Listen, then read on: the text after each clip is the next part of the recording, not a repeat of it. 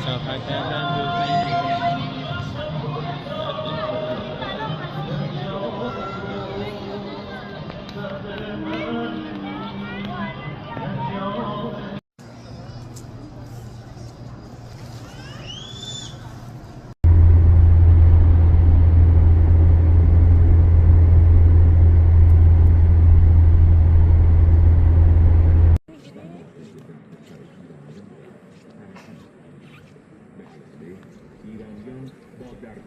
اونا میشدن و 1/10 درآمدشون هر 2 ماه باید به داریوش داده میشد، ولی با طلا. پس داریوش سکه زرد میکنه به درهم، همه اینا از اون گرفته شده.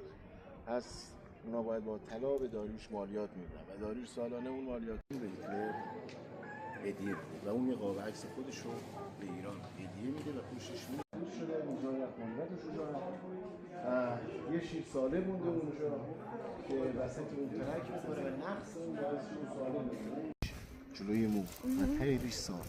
یه میلایی که شد فلز مفرد مخروطی 40 سانتی متر داغ میکردن به اون روش سر قدیم سر داغ آره بوده تا چند ساله مثلا تیپ زمان شب اینجا خنکه ساعت 11 بود شب فوق‌العاده خنک. شب مگه میشه اومد؟ ببین باده اومد آره ما ضایع نکرد. مشخصه دیگه صلیبات صلیبه پرچمه خدا اگه ببینن بیاید اینجا زمان پهلوی اینجا